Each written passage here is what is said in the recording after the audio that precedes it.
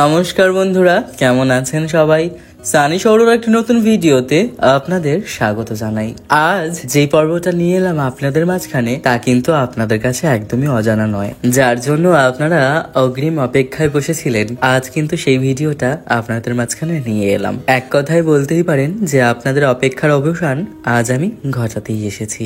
যাই হোক, চলুন তবে ভিডিওটা শুরু করি। বন্ধুরা, আপনারা সবাই ভালো আছেন তো? আমিও আপনাদের আশীর্বাদে, আপনাদের ভালোবাসাতে ভালোই আছি। কালী পুজোর ভিডিওটাতে আপনাদের প্রচুর ভালোবাসা পেয়েছিলাম, তা কিন্তু বলাই বাহুল্যতা। প্রচুর ভালোবাসা দিয়েছেন আমাকে, অসংখ্য ধন্যবাদ প্রথমেই জানাই সকলকে। আজ মা জগদ্ধাত্রীর পুজোর সম্পূর্ণ ভিডিও নিয়ে এলাম আপনাদের মাঝখানে। আমার বাড়িতে ছোট মার পুজো কেমন ভাবে হয় সে আপনারা গত বছরের ভিডিওতে দেখেইছেন। এই বছরে জগদ্ধাত্রী পুজো আসার আগে থাকতেই ছোট মার পুজোর গত বছরের ভিডিওটার মধ্যে এত কমেন্ট আসছিল যে দাদা ভিডিও কবে আসবে। তো আপনারা যে এত ভালোবাসা দিয়েছেন সেটা কি আর বলবো। গত বছরে ছোট মার পুজোতে প্রচুর ভালোবাসা দিয়েছিলেন, আবারও জানাই অসংখ্য ধন্যবাদ। দেখাই যাক এই বছরে ছোট মার পুজোর ভিডিওটাতে আপনাদের কতটা ভালোবাসা আমি পেতে পারি বা পাই, সেটাই দেখার। আমি ঠিক 3 দিন আগেই আলপনাটা দিতে বসে গেছিলাম, কারণ ছোট মা বেদিতে বসেছিল ঠিক 3 দিন আগে। যেই দিন বসেছিল সেই দিনই আমি আলপনা দিতে বসেছিলাম। আলপনাটা সম্পূর্ণভাবে দেখালাম, আপনাদের কেমন লাগলো জানাবেন কিন্তু। আলপনার ভিডিওটাতে আপনারা দেখতে পাচ্ছেন ওখানে একটা মা লেখা আছে, সেটা কিন্তু পরে পরে তুলে দেওয়া হয়েছিল। তুলে দেওয়ার আগে উঠেই গেছিল, কারণ ওখানে বসেই তো মায়ের ভোগ ঠোক গুলো হয়েছে, তাই ফেব্রিকের কালার তার জন্য উঠে গেছে মোছামুছির জন্য। আপনাদেরকে আগে জানালাম কেন জানেন?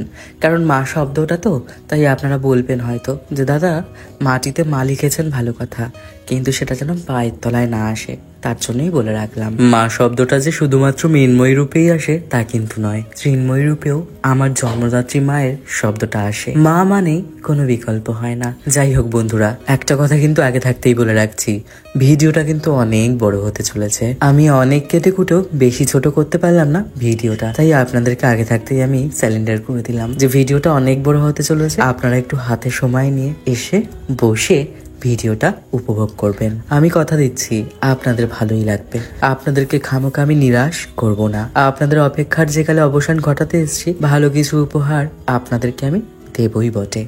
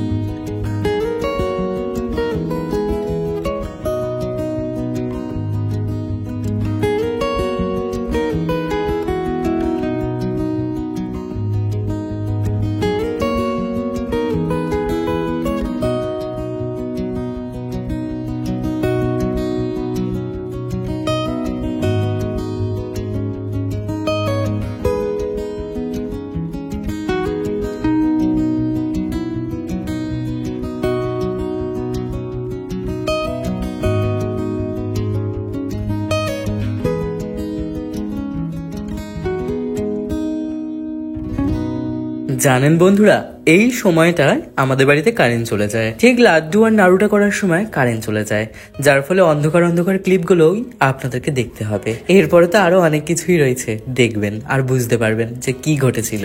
তো যাই হোক, আমরা আগের দিনকে নাড়ুটা লাড্ডুটা করে নিয়েছিলাম সকাল সকাল, কারণ লাড্ডু আর নাড়ু শেষ করে আমরা বেরিয়ে পড়েছিলাম হাওড়ার উদ্দেশ্যে। মানে ছোটমার পুজোর আগের দিনকের সন্ধ্যেবেলার কথা বলছি। আমরা বিকালবেলা বেরিয়ে পড়লাম হাওড়াতে ফুল মার্কেটে, ওখানে ফুল আনতে যাব, তারপরে এসে ছোটমার অধিবাস হবে। মানে একটা হুলুস তুলুস কাণ্ড। মানে আমরা ভেবেছিলাম সবটাই সময়ের মধ্যে হয়ে যাবে, কিন্তু কোনোটাই হয়নি। মানে আমরা সকাল সকাল বসেছিলাম তো ঠিকই কথা, লাড্ডু আর নাড়ুটা, তবে লাড্ডুটা করতে গিয়ে একটা মহা সমস্যায় আমি পড়ে গেছিলাম। প্রথমত অনেকটা কোয়ান্টিটিতে লাড্ডুটা এবছর হয়েছে, কারণ সকলকেই লাড্ডু নাড়ুটা ছোটমার পুজোর ভোগ হিসাবে দেওয়া হবে প্রসাদের সাথে। তার জন্য একটু বেশি পরিমাণেই করা হয়েছিল লাড্ডুটা, আর সেটা করতে গিয়েই হলো সমস্যা। সব শেষ করে নাকে চোখে কোন রকম খাওয়া দাওয়া করেই বেরিয়ে পড়লাম হাওড়ার উদ্দেশ্যে, কারণ সকাল থেকেই উপোস ছিলাম ভোগটা করব বলে।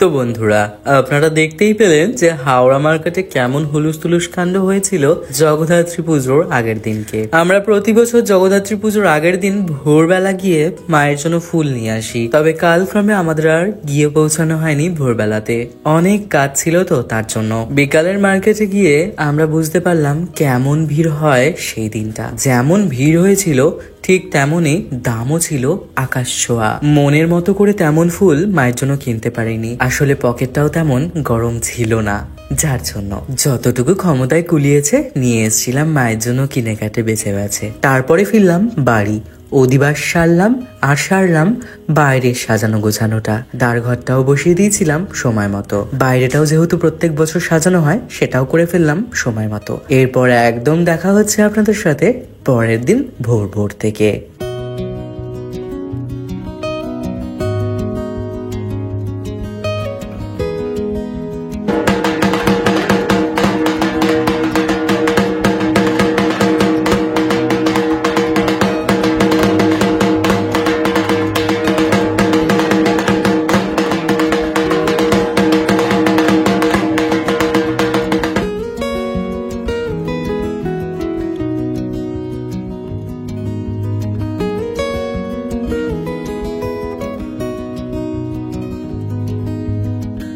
আপনারা যখন থাকতে ভিডিওটা দেখতে পাচ্ছেন তখন থাকতে কিন্তু আমরা মোটেও উঠিনি।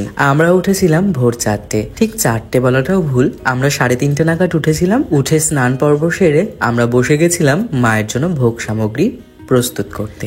বৌদি আমি লেগে পড়েছিলাম ভোর ভোর। আসলে ঠাকুর মশাই এসেছিল সকাল 7টার সময়, যার জন্য সম্পূর্ণটা জোগাড় করে রাখতে হয়েছিল আমাদের।